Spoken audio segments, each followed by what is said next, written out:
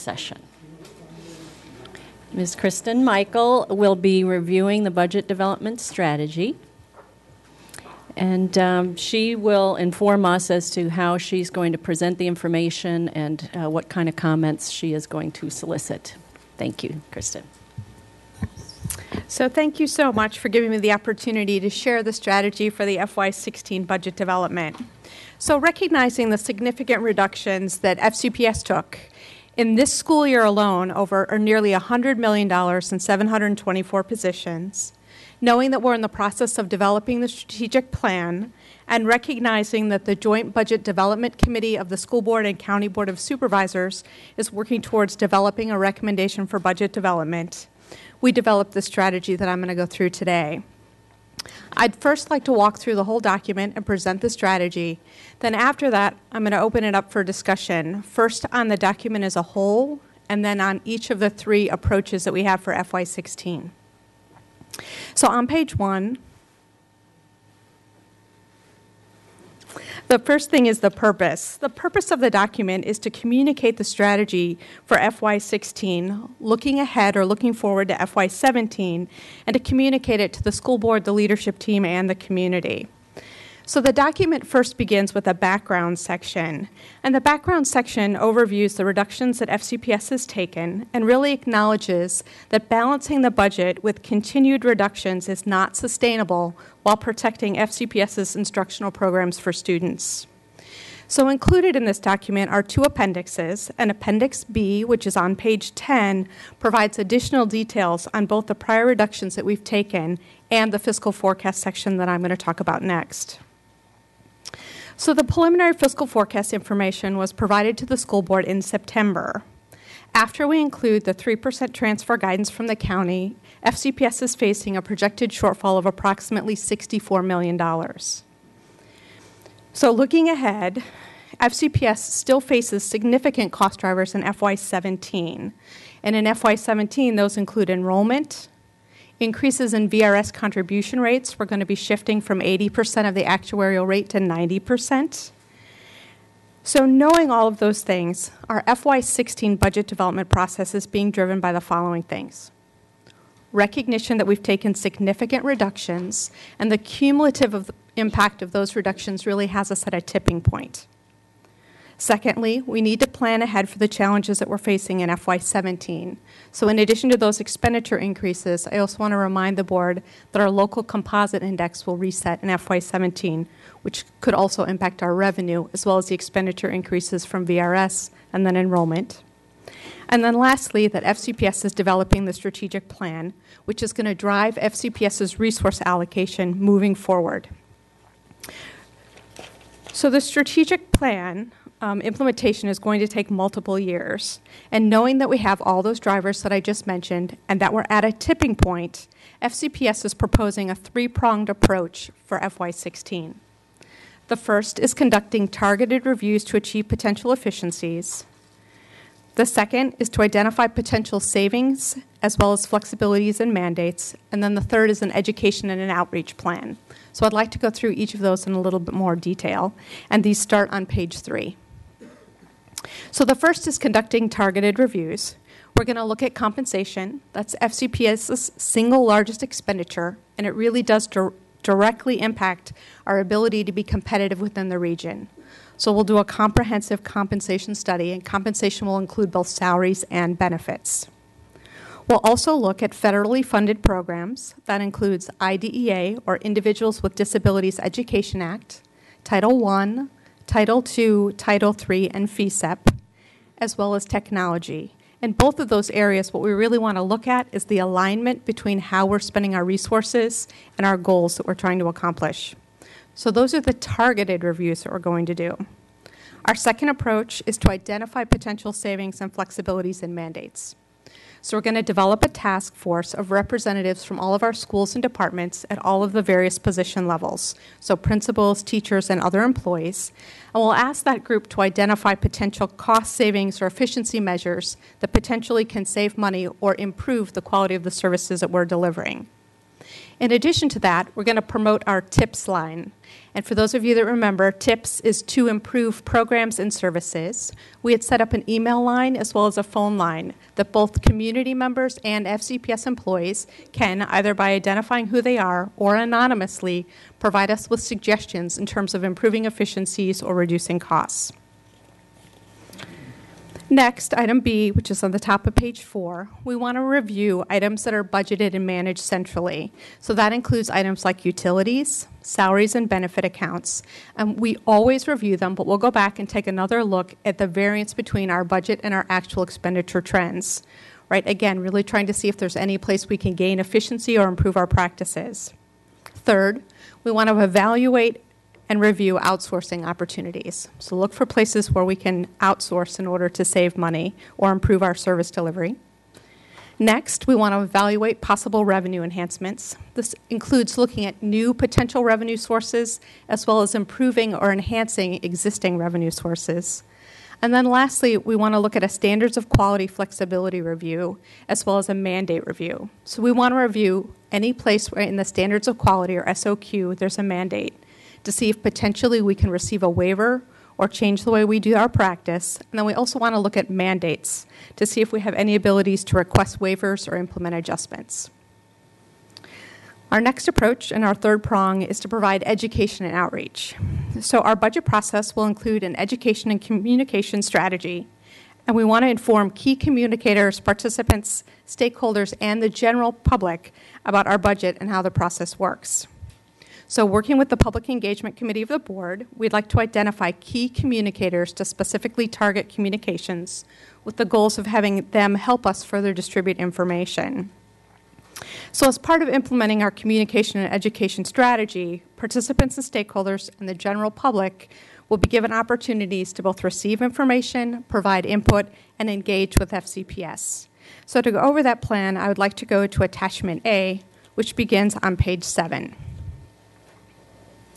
So the first item in our communications and outreach plan is a Citizens Guide to the Budget, and I'd really like to thank the Department of Information Technology and their Media and Design group today. They have worked tirelessly on this document. We're getting really near having it done. We will have that published in time for our first listening tour, which is next Wednesday, October 14th. So we're very pleased with how that document is progressing. It's really a key communications piece, and when you look at the chart on page 7, what we've done is we've listed the activity on the left, and then the columns going across the document indicate who we're attempting to target with that strategy. So when you look at the Citizens Guide to the Budget, that's our first strategy, and you can see that it applies to all of the various groups of stakeholders. So going across school board members, the Board of Supervisors, principals, teachers and other employees, students, our school community as a whole, our business community, the general community, and then the last two columns on the right are key communicator groups. They include our FCC, PTA, and then individuals that the board will help us identify. So working down this document, our next strategy is the Bottom Line newsletter. Many of you are familiar with that document. Typically in the past, we produced that document just at key times in the budget, very much around the proposed, the advertised, when the county sets a transfer. We'd really like to take this document and use it as an educational tool. So beginning in October, producing it every month with a specific topic in mind, publishing a monthly guide all the way through May. And you can again see that's a strategy that really is targeted to most of our stakeholders. Next, our individual meetings. We'll be setting up individual meetings with school board members. I know many of you have been contacted about those meetings. The next on page 8 is we're going to develop a training session on various topics. And that training section or sessions are really going to be targeted towards school board members, our FCPS employees, so principals, teachers, and other groups, as well as our key communicators. So some of those topics for training include Budgeting 101, our expenditure details, some very specific and key information on our proposed budget, and then also helping them understand our staffing so they can really understand that's where a majority of our budget is spent. So the next are the listening tours. Since this document was posted, we did have one change to the Region 1 meeting. So I do want to point out that has changed from South Lakes to Hunters Woods. Next, we have invitations to visit schools. We'd like to invite all of the Board of Supervisor members to visit schools in their district. So that's on here with the region offices taking the lead. Next is using social media. So through the Department of Communications and Community Outreach, using some new tools that we haven't used in the past to aggressively share information about the budget, including Facebook and Twitter. On page 9, we have the Business and Community Roundtables that Dr. Garza has started this year. They're held in FCPS schools with culinary institutes, and we want to specifically reach out there to the business community. We have budget presentations, which we'll continue to do this year. And then lastly, the frequently asked questions. One of the things we'd like to do with those this year is, in addition to posting them and notifying board members that they're available, we'd also like to target and reach out to our key communicators to let them know when that information is available. So actively distribute it versus having them look. And then the other groups, of course, will still have access to that information online. So now that we've walked through this document as a whole, first what I'd like to do is get feedback on the document in total and then talk about each of the individual strategies next. And Kristen, thank you. Before you do that, if you would introduce your colleague to your right. Thank you very much. With me at the table today, I have Alice Wigington, who's one of the budget coordinators. And in the back, I have Sheila Houston, Matthew Norton, and Michelle New. Okay, so to start, comments on the document as a whole. Mr. McElveen, Ms. Strauss. So I have a technical question. When we're looking at these different groups for newsletter outreach, things like that, all that is still opt-in, correct? So we can't just sign individuals up for it, right? They are still opt-in, but we did talk about reaching out to try to get more people to elect to opt-in. So it would be sending them an invitation letter to opt in, potentially. Or if there were an already established group, like, for example, the FCC PTA, that's a group that we already have established. So we do have some groups that we can just automatically start sending out information to. Okay. So it's kind of a combination of both. Right. Okay, thanks. And if I could add, that is, I think, where we see the intersection between the budget and the PEC, because we think that PEC also has a logical role in helping to identify, who some of those folks are and the distribution strategy associated with that. Ms. Strauss. First of all, I like the communication plan and strategy. This is laid out extremely well. I'm also very pleased to see that we will be training our own staff, Budget 101, because certainly previous consultants have told us that our best communicators and the people trusted the most are our employees in our own individual school buildings, and that's where the parents feel they're getting the best kind of information. So kudos. I think this is the first time that we've actually decided to do that. So good. We're taking excellent, solid advice. I have some other questions on evaluation of how this year's budget is going, but I assume I will have a chance to talk about that at a later time. So I like the outline. I like the approach. Excellent. Okay, good. Ms. Hines. Yeah, thank you. Thank you for this. I think it's great. I think we need to be talking to the community as often and, as we possibly can. So I have set up a couple of meetings with PTA leadership in my district for end of October. And I hadn't really planned those as budget meetings, but I think I'll want to talk about the budget. So will the toolkit, will something maybe be ready, you think, for me, or maybe even could I have some help? Sure. One of the things is we'll have the Citizens Guide to the Budget done. And I know last year we developed a presentation that went with that Citizens Guide, right, that I know I used with a number of PTAs and other people used. And we can put that together for board members. So you can use that presentation to walk people through that document.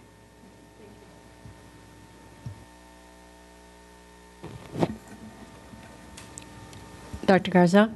I didn't want to interrupt if anyone else had any questions. I just kind of want to reiterate, and maybe it's to the point that a question was made earlier, Ms. Strauss, is this year we believe that we'll be able to balance the budget with some strategic reductions, looking for efficiencies in strategic areas, and certainly we'll be soliciting input.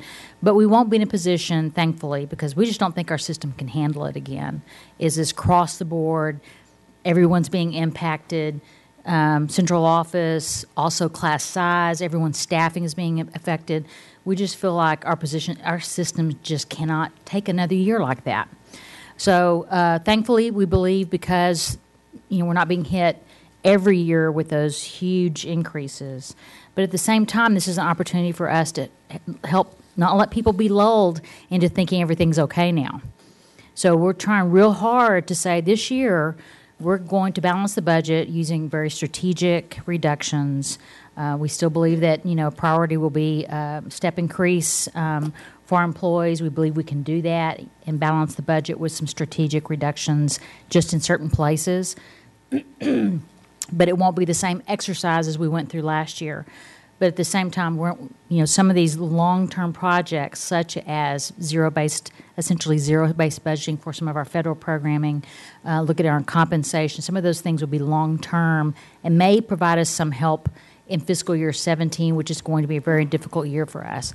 So we're trying to do two things. Try to mitigate affecting everyone this year and let people get, focused on the work and give us, some time just to get over what happened last year, because it's been a tough year, and people are still dealing with the effects of that.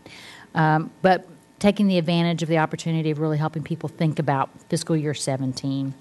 So you'll see that in this document. Also, an emphasis, and we continue, and I commend members of the Joint Committee emphasizing continued time and time again that we need to be considered in the county's long-range financial planning, particularly around those cost drivers that we have no control over, and the same cost drivers they use for various areas that they're responsible for around compensation, benefits, and growth, and retirement issues. And so we need to keep hitting that wherever we can versus an arbitrary, percentage that's pulled out of the air. And then finally, I would just say I want to commend our board chair and vice chair for their work so far. And I know we got a lot more to do. I know that, but they've already put a lot of work into developing a document. And Kristen, you and your team, I'm very proud of the fact I don't know that we've ever had a written document that said this is our strategy for the budget for this year, next year. I think it's a helpful, wonderful tool. It also includes a very focused communication strategy. So I'm really proud of the work that you all have done. So I congratulate you and our vice chair and vice chair for this work. I think it's a great document. And then what I see happening with and I have a draft copy of it, and it really looks beautiful. We got a lot of leverage and a lot of, I think, benefit from having this document last year, the Citizens Guide, but we learned a lot. And so it provides us a lot of opportunity to get key information in the hands of so many of our stakeholders who support us and can help advocate for us. So I think you'll be really proud of the work that Kristen, her team, and our communications department under Barbara Hunter and Mary Beth's shop. Lots of people are doing great work on this, so I think you'll be pleased with this as well. So I just had to take the opportunity to thank our great people for the work they've been doing on this. Thank you. Thank you, Dr. Garza. Ms. McLaughlin.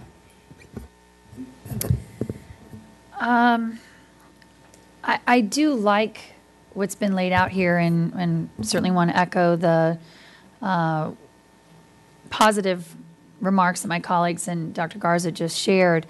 I think my one concern, though, is that it feels a little heavy on the how we're going to communicate our budget situation, and I would like, as a board member, a little bit more about the what we're actually doing in the budget development strategy. Because as I read it, I see initially how it's saying, on page 3, conduct the targeted reviews, identify potential savings and all that. But I guess when I think about how we are very hopeful that we take this approach, as you've described, more like a scalpel rather than, just going to whack everybody by 5% in each of the departments. I guess I'm still hoping that we'll then come forward with more strategic cost savings. And I guess where I'm trying to go with this is, on my time with the board, I feel that we, as a system, continue to be under the microscope with the board of supervisors and the public.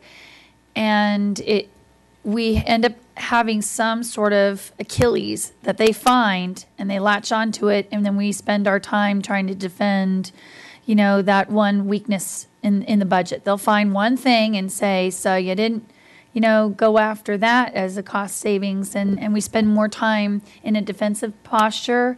So I think this is a very proactive approach, but I guess maybe what I'm hoping is with this budget development strategy is working with the school board members who are on that joint budget committee. Hopefully they are really being able to get to some substantive discussions with our board of supervisors. And I'll just try to give an example. I was talking with Supervisor Harity, and one of the things that he and I were talking about with this sort of budget tit for tat that seems to go on between the supervisors and the school system is, he said, there's always a question about your lapse rate. There's a question about your carryover amount. And I said to him, well, then why don't we stop having this back and forth all the time? And hopefully the two groups will come together and say, if you don't like our carryover amount, then what do you want it to be based on being responsible? Because I know Susan Quinn and Kristen Michael, they keep trying to say, what's fiscally responsible to do in a $2.6 billion operating budget? But we just still get attacked year in and year out for the carryover. So I'd like for that to be, something that strategically we target. And then the second thing is that I think we really need to ask our boards of supervisors, if you think we're not spending our money as efficiently and effectively or in strategically mission critical ways, then come forward and identify what you are uncomfortable with or where you think better cost savings need to be done. Because I just feel like it's a lot of rhetoric. And it's time at this point to say, come forward with specifics. And maybe we'll get out of this annual review of them pointing fingers. I think the purpose of this document, certainly it's an evolving document. It needs to be a resource to the school board. This is really the primary audience, to make sure that we're all saying the same thing. So I think at some point down the road, if we're in position to add more specificity based upon those joint budget discussions, I think we can certainly do that. You may want to talk about year-end and some of the conversation. Do you want me to say something about it? You want to talk about what the joint committee has talked about, or Dan? I've asked Dan, because I know he needs to leave soon, to just talk a little bit about that, because that's obviously related to this effort here. Thank you, Ms. Reed. I think the core issues that we all recognize, this is not surprising or new, and I know Ms. McLaughlin recognizes that as well. These are common themes that we've heard for many years.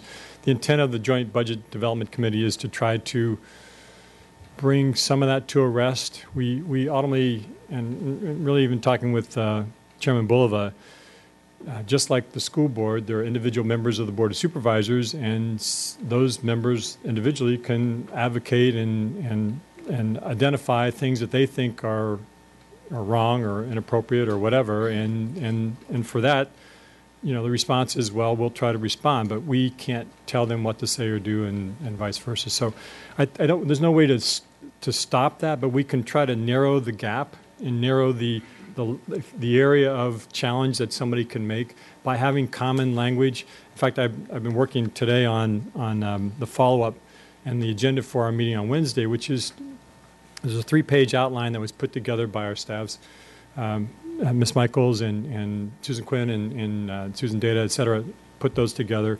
We're using that as kind of a template to look at really some broad issues. One is very clearly the mechanics of it.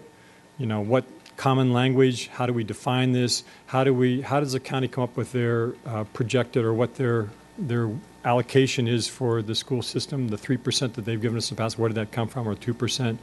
Trying to affect the process in a way that it's more concrete and more engaged along the way, so that they're not just saying here's what it is and we're like left out of the conversation. We're talking about bringing us both together and having those conversations early in the process and defining those terms, whether it's the lapse rate or it's the rate that the language that we're using about reserves, et cetera. Those are all kind of key parts of that. So I see us narrowing those issues, and my objective is, as a co-chair with Linda Smith and really with all the other members of our committee, to try to define those explicitly and agree to then bring that to the joint boards, get the joint boards to agree to that.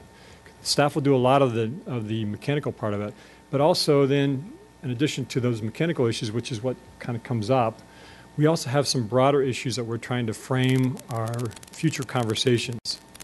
We're on a treadmill, guys. We're never going to get off this treadmill unless we get people let us to look up here and say, okay, here's where we're going, and maybe it's the hamster wheel, I don't know, but sometimes it feels like both. But where are we going is not just about the school board and the school system and what our kids need, but it's also about other human services needs and other kind of broader issues. Those are kind of what they're bringing. Those are some of the things we're bringing. And I think what this committee and my conversations so far with the individual members, we are advocating, and it'll come back ultimately to you and to the joint boards to identify a strategic process, a strategic planning process that would get us to some of the broader issues that would allow us to then be thinking not in terms of just the mechanics of it, the lapse rate, et cetera, but also, because those are important, but also where are we going and how are we going to get there. We recognize 2017 is going to be a tough budget. We know we have VRS is going to be huge, and how do we fund that? I don't see how we fund that with the rates of increases that we've been getting. So what does that mean? Well, does that mean that you're on your own, or does that mean, no, you're going to have to make some major cuts, or is there some other source we have to deal with? So I've kind of talked around a lot of issues because there's a lot of elements to it, but there's two major themes. One is really defining the terminology, actually three major themes, defining the terminology that we use and making sure that's consistent so we have less of an argument about lapse rate and reserves than we do about, what are we actually deciding policy-wise, et cetera. The other middle piece of this is we have some areas of joint opportunities, transportation and co-location and those kinds of themes, and trying to bring those back to the joint boards and say, okay, we should do some more work around this. And then the third one is really the one that I think is most essential to our long-term ability to change the conversation and change the dynamic, is the strategic, broader conversations about where we're going and how we're going to get there. So, and then as part of that strategic conversation, you have to have very concrete ways of measuring that. So when we are challenged about where we're going as a system and we have increasing numbers and our results are a little bit more difficult to achieve than they once were, and the business community starts saying, oh, wait a second, what does that mean? We have ways of assessing that, in a concrete way that people can just not say the school board says they need this money and, well, where did that come from? We're going to have some common ways of saying why that's important and where it's coming from, and why it's not about the school board making poor decisions or could make better decisions, but it's about the overall economy and the volume of new students coming in, et cetera, and recognizing and obviously the neediness of those students come in. So we try to elevate that ultimately to something that we all, I think, should be able to agree to as public officials.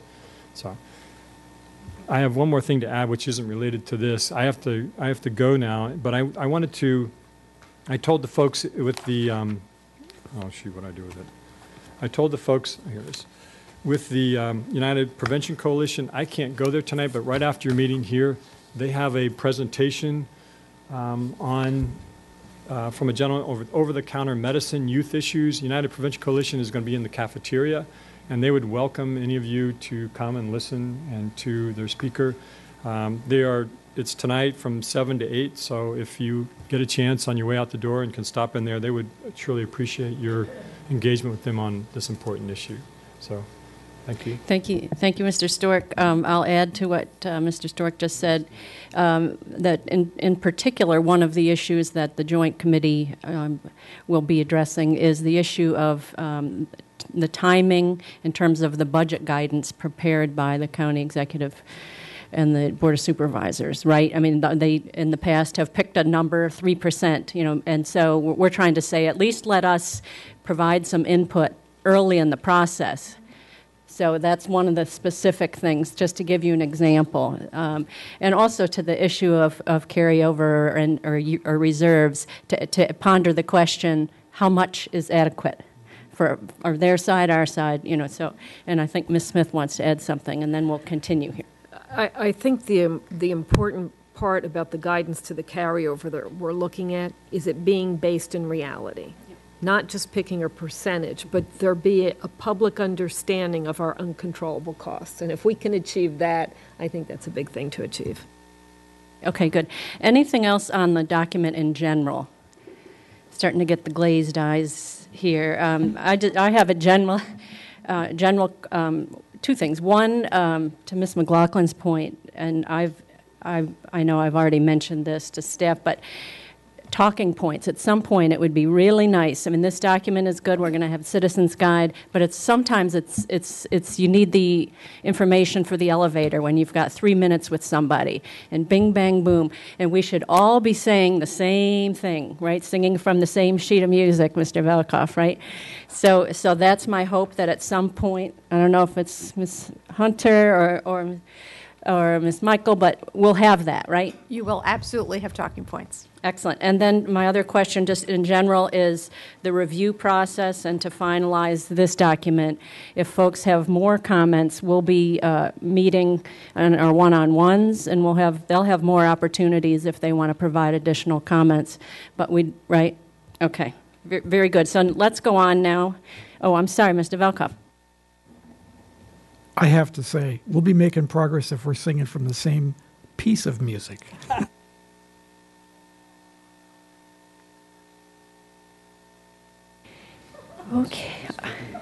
Okay, so now we're going to move to the three approaches. And if you recall, the targeted reviews on the federal programs, the zero-based budgeting, and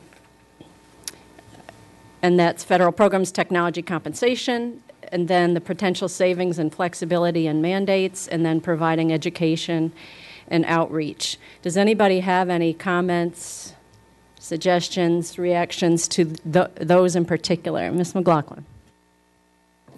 Yeah, I was hoping to get a little more clarity on these three areas in terms of how they were identified. And I guess what leaps out in my mind is I see technology. And in my mind, we have many different departments, not just technology. And I frankly want to make sure that as we look at how we're going to be as effective and efficient with the funding challenges we have in front of us, by listing technology there, does that mean we're really not going to analyze the other departments for cost savings? Or what am I just... I guess I just want a little more clarity when it says targeted reviews. Like why there then? Because I understand the compensation one. It's our, big... But when I think about all the various departments, why did we pluck out technology? Well, technology is one of our largest departments. We spend, that's come up through feedback we've gotten through the community. I think we need to be able to justify how much we're spending there.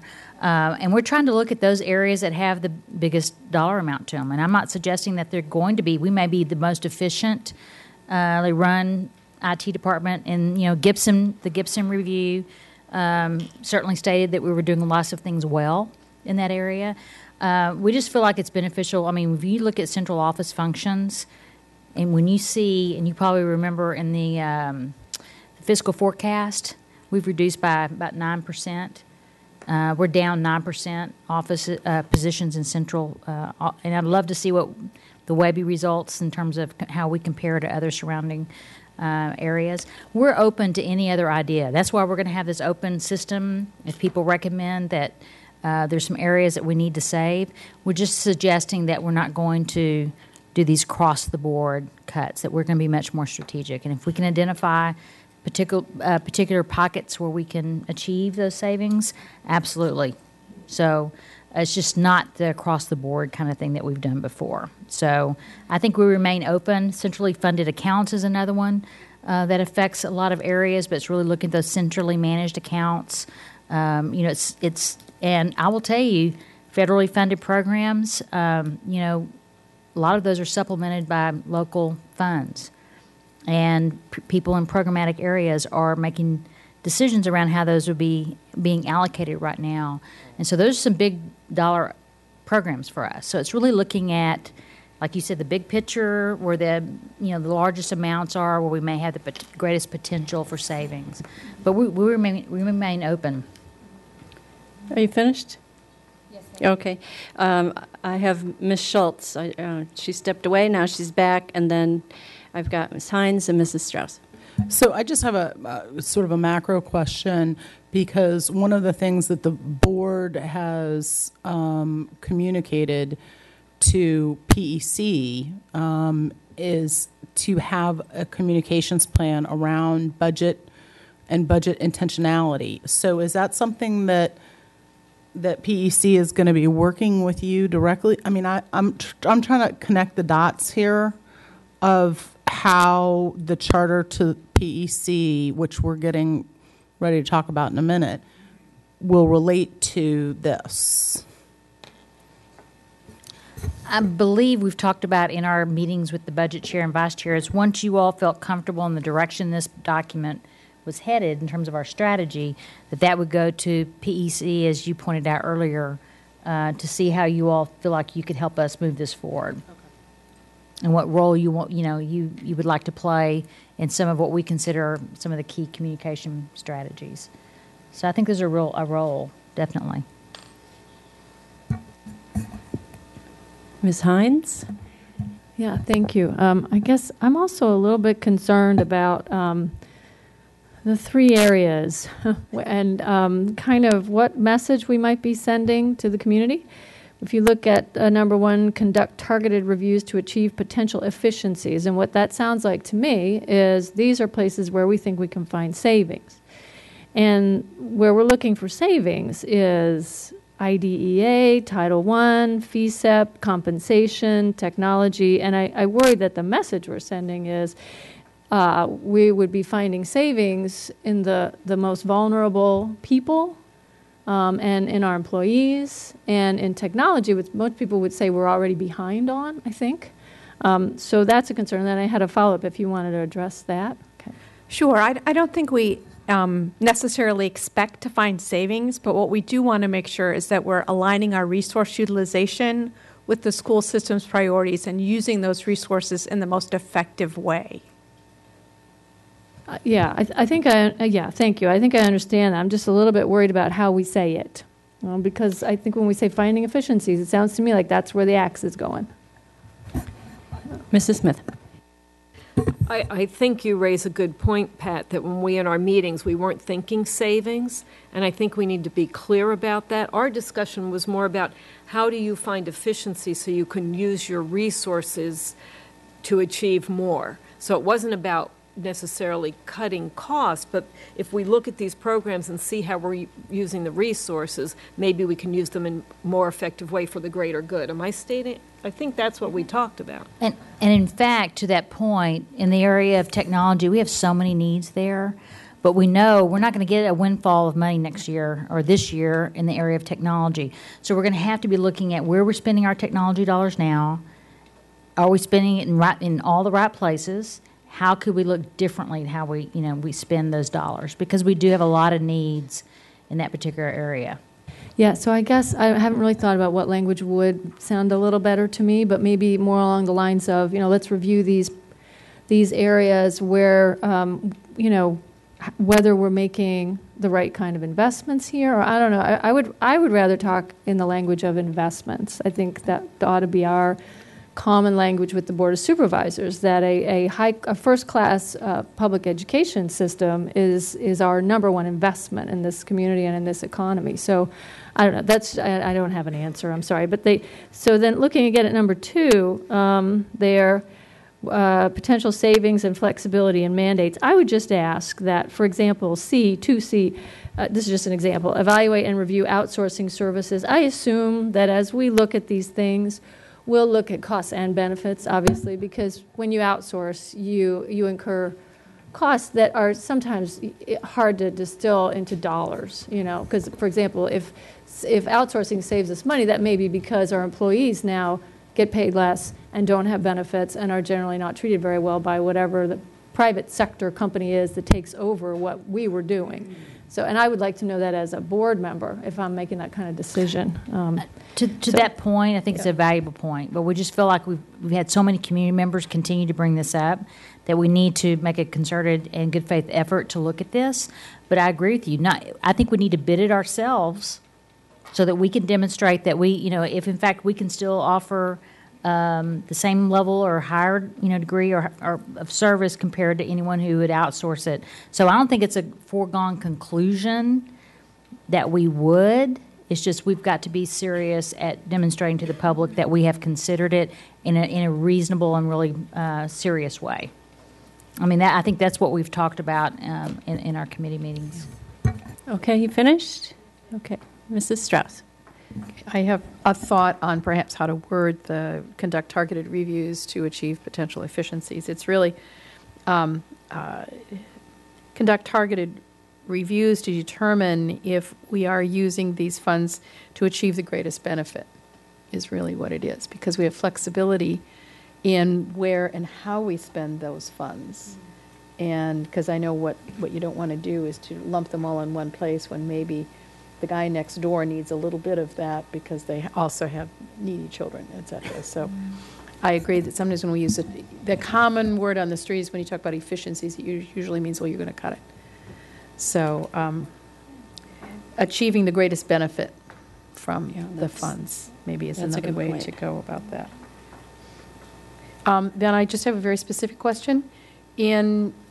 After the federal stimulus money, do we have any supplant issues left, or did we spend that federal money in such a way that we don't have any supplant issues? We don't have any supplant issues Right. from the federal stimulus money in the past. Okay, excellent. So we were wise in how we utilize that. We have in the past bid against private companies and where we've bid into it, and it's a very effective way to see. Sometimes it's better to go out, and sometimes it's better to. So we've done that in the past, and it's a good approach. Okay, Mr. Velkoff. So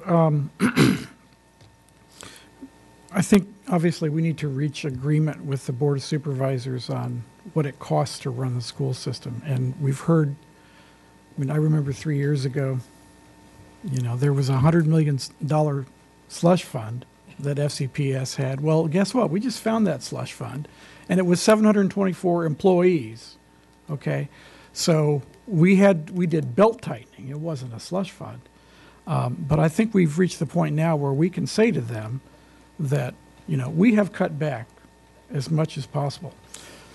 The next piece with them is getting agreement on compensation, because they will say, well, you don't need to increase your compensation for your employees, even if we just fund you for what you're doing right now, right? So I think in order to reach agreement about compensation, I think we have to take some of these actions like investigating outsourcing, investigating different approaches to benefits, and I'll throw the, things like defined contribution plan, et cetera. There's a whole bunch of things like that, and some of them are hot rails to touch like that. But I think we have to discuss those and find out and quantify them. Because 88% of our cost is people. And if we're trying to save cost, at a certain point, it's either going to come out of that 88% or it just simply isn't there. So I think we have to do these investigations in order to go to the Board of Supervisors and go forward. Mr. Moon. I'm not going to necessarily disagree with evaluating outsourcing as an option, but based upon my experience, that if we're not going to outsource our teaching to outsiders, it's going to be a support functions that we'll be looking at. And a lot of times, those functions are done by employees who are the most vulnerable. And they are the bus drivers, custodial staff, and they are full service workers. And if we're going to be focusing on those folks again, then I'll be very, very, very hesitating. The other thing I think we need to do a better job of communicating is, as I understand it, and Kristen, you correct me if I'm wrong, we actually already outsource in some areas. And we just need to do a better job of telling our story in some cases.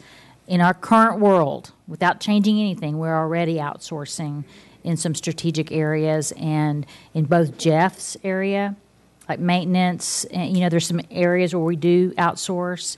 And technology as well. Yeah. So in some cases, it's just telling the story differently, better.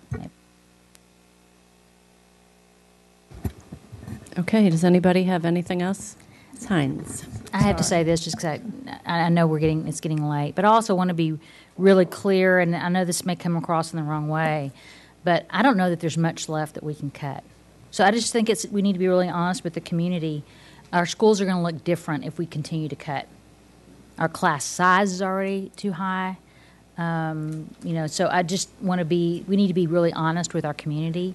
It's not like we're going to have these huge, we went through this exercise all last year, and there wasn't a lot to cut.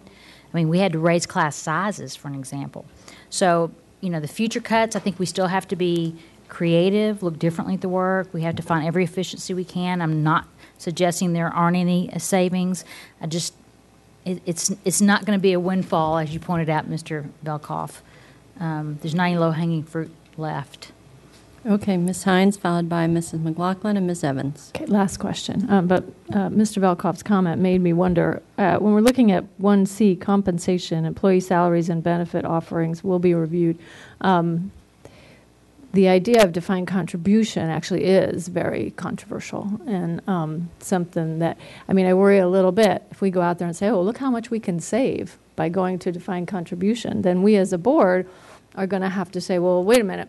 Yeah, we did all this work to see how much could be saved, but actually philosophically we don't want to do it. So, I'm just, is that on the list of things to look at? That's not actually shown there. I know that a couple of your colleagues have been interested in us looking at that. This specifically is something different, and it goes to our strategic plan and also some other work, risk assessment, and some of that we've already done, is that we need to be more competitive with our compensation, but we need to look at where we need to go.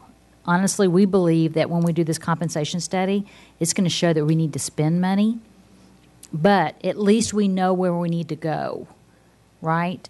So and we need to use some different words. I think the point's been made tonight, but I don't see that necessarily on the compensation. I think you can correct me, Kristen, if you're wrong, but we think that's probably going to show that we're not competitive, particularly in some strategic areas. It's going to cost us, but at least it will give us a roadmap.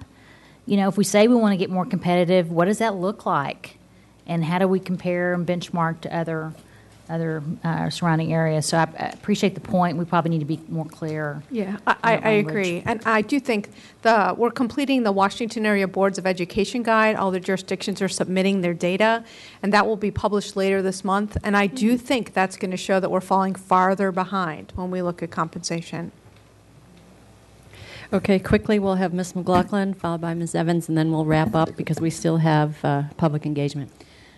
Because it was brought up about our comparisons with WABE and, where we are, I want to be honest. Before I joined the board and the 3 years I've been on the board, I cringe every time I see the slide that shows us kind of in the middle of the pack. And it's because we include single high school districts like City of Alexandria, City of Falls Church, Arlington, which, they're tiny. City of Manassas. I think if we want to be taken with greater credibility, we need to be comparing ourselves closer to the larger school systems, Prince William, Loudoun. We know that Howard and Montgomery are, treated differently by their states in terms of their funding. But the bottom line is, because of our size, we can administratively absorb a lot more of the services that we have compared to these smaller school districts. So it really is an apples to oranges when you put us up against these smaller school districts. And I think that it does call into question when people look at that slide and say, well, that, those sorts of things in terms of not necessarily compensation for teachers. I'm talking about the other things about, our cost per pupil is the slide that gets me upset. It's not the compensation one. Okay, but now we're kind of going astray from the document that we're looking at. But point well taken, and I think. Well, I think we've heard I just you. thought since it was raised and Dr. Garza talked about it, I thought when we're having our budget strategic approach to the community, that one we got to really Good think point. about. Ms. Hines, did you want to comment on that? No. Ms. Evans. Thank you. I think this is an excellent document, and I appreciate you laying it out for us like this. The one area that it occurs to me that there's not a lot of detail in there is the part about revenue enhancements. That, this particularly we understand that we need to advocate with our funding sources, but the idea of potential new revenue sources, I think that can be an important area for us to look at.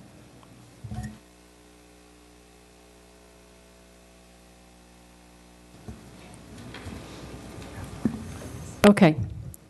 Thank you, everyone. Thanks for putting together such a terrific document.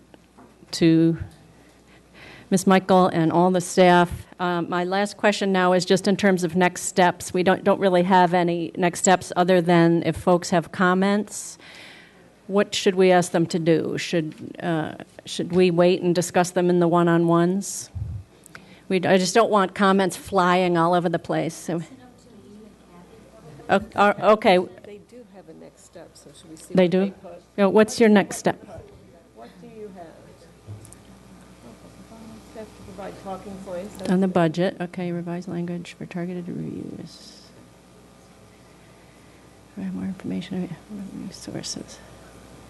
That third bullet, Sandy, is that what you said? That isn't really what you said, is it? More in-depth. I am looking for more ideas about where we might be looking for new revenue sources in particular. So I would say, though, this document is providing an overview of what we're Right. going to do. I don't think we want more specificity in here. Those will be the things that come as we move forward.